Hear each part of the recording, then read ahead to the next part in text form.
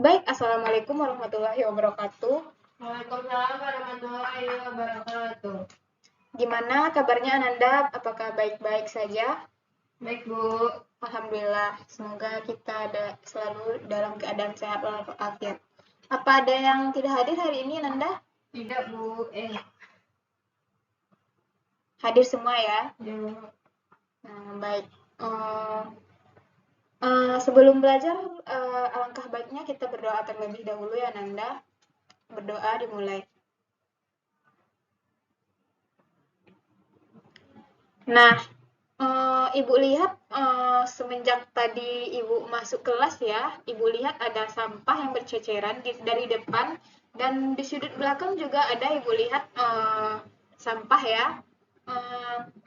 Sebelum memulai pelajaran, Ibu ingin Ananda semua membersihkan dahulu sampah-sampah yang ada di bawah meja ataupun di dekat kursinya agar proses pembelajaran kita pada hari ini belajar dengan lancar tanpa adanya ketidakindahan dari kelas kita ya Nanda. Ibu tunggu 5 menit ya untuk memungut sampahnya. Baik, Bu.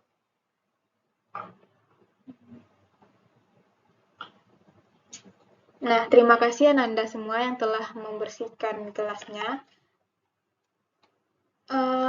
Ibu harap nanti ketika Ibu masuk ke dalam kelas, Ananda semua sudah membersihkan sampah-sampah yang ada di sekitar kelasnya, Ananda.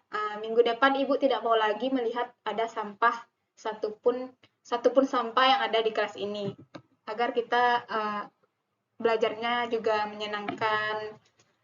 Jika kelas kita bersih, pasti kita juga senang dalam belajar ya, Nanda. Ya, Bu. Nah, baik. Itu yang di belakang kenapa kursinya kosong ya, Nanda? Pindah saja ke depan ya. Penuhkan kursi yang di depan terlebih dahulu. Ya, baik, Nanda. Nah, mulai saja ya belajarnya. Hari ini kita belajar mengenai mekanisme penggunaan anggaran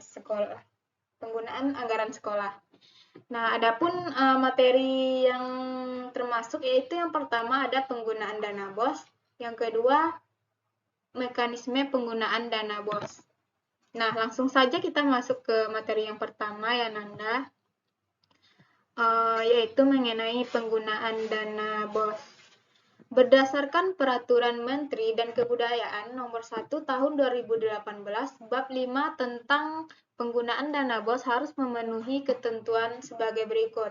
Yang pertama yaitu ada penggunaan dana BOS di sekolah harus didasarkan pada kesepakatan dan keputusan bersama antara tim BOS sekolah, dewan guru, dan komite sekolah. Hasil kesepakatan di atas harus dituangkan secara tertulis dalam bentuk berita acara rapat dan ditandatangani oleh peserta rapat. Nah, kesepakatan penggunaan BOS harus didasarkan skala prioritas kebutuhan sekolah, khususnya untuk membantu mempercepat pemenuhan standar pelayanan minimal atau SPM dan standar nasional pendidikan atau SNP.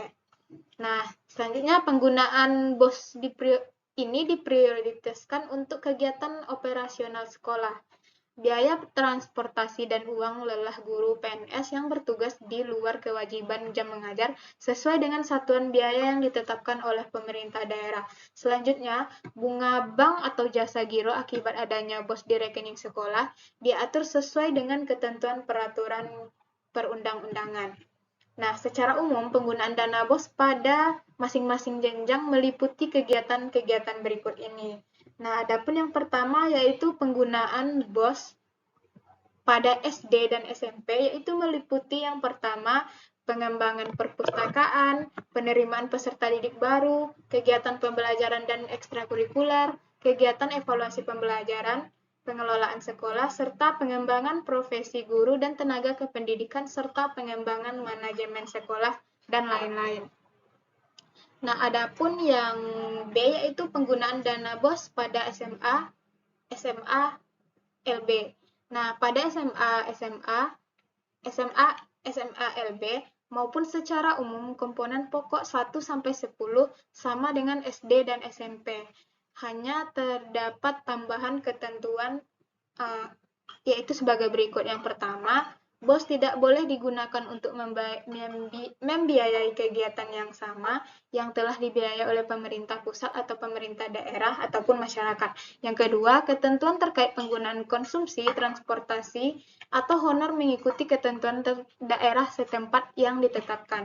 Dan selanjutnya yaitu ketentuan terkait jasa profesi hanya diberikan kepada narasumber yang mewakili instansi resmi di luar sekolah. Nah, yang selanjutnya yaitu penggunaan dana BOS pada SMK.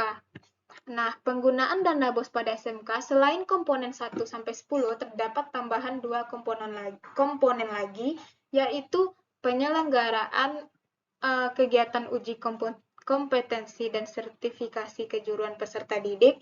Yang kedua, penggunaan dana BOS pada SMK penyelenggaraan bursa kerja khusus atau BKK SMK atau praktek kerja industri atau prakerin atau praktek kerja lapangan atau PKL di dalam negeri dan pemagangan. Nah, adapun materi yang kedua yang kita bahas yaitu mengenai mekanisme penggunaan dana BOS. Nah, terdapat beberapa mekanisme. Yang pertama yaitu realisasi penggunaan dana tiap sumber dana. Laporan ini disusun berdasarkan BKU dari semua sumber dana yang dikelola sekolah pada periode yang sama. Nah, selanjutnya yaitu rekapitulasi realisasi penggunaan BOS. Nah, laporan ini merupakan rekapitulasi penggunaan BOS berdasarkan standar pengembangan sekolah dan komponen pembiayaan BOS. Dan yang selanjutnya yaitu pencatatan pelayanan dan penanganan, yaitu pengaduan masyarakat. Dokumen ini harus disimpan di sekolah dan diperlihatkan kepada pengawas sekolah, tim BOS kabupaten atau kota, atau tim BOS provinsi. Nah, selanjutnya yaitu ada laporan aset. Sesuai dengan ketentuan pengelolaan keuangan setiap daerah, setiap sekolah yang diselenggarakan oleh pemerintah pusat atau pemerintah daerah yang menerima BOS wajib melaporkan seluruh belanja yang telah dilakukan. Nah, yang terakhir yaitu laporan ke Dinas Pendidikan. Selain laporan yang disimpan di sekolah sebagai bahan pemeriksaan dan audit, tim BOS sekolah juga harus menyampaikan dokumen laporan kepada tim BOS kabupaten atau kota atau tim BOS provinsi. Nah, kira-kira itu materi kita pada hari ini mengenai mekanisme penggunaan anggaran sekolah. Apakah ada dari anak-anak ibu yang ingin bertanya mengenai materi kita pada hari ini? Tidak, Bu. Tidak ada ya, berarti Anda semua sudah paham. Nah, selanjutnya Ibu akan membagi kelompok yang terdiri dari 2 kelompok, yaitu tugasnya itu minggu besok kita presentasikan, yaitu mengenai mekanisme penggunaan anggaran sekolah ini. Nah, kelompok 1 itu mengenai penggunaan dana BOS dan kelompok 2 mengenai mekanisme penggunaan dana BOS. Nah, Ibu kira sudah cukup ya materi kita pada hari ini, dikarenakan jam kita juga sudah sangat terbatas ya Nanda. Ibu akhiri saja pertemuan kita pada hari ini. Nah, Ibu tutup dengan Assalamualaikum warahmatullahi wabarakatuh. Waalaikumsalam warahmatullahi wabarakatuh.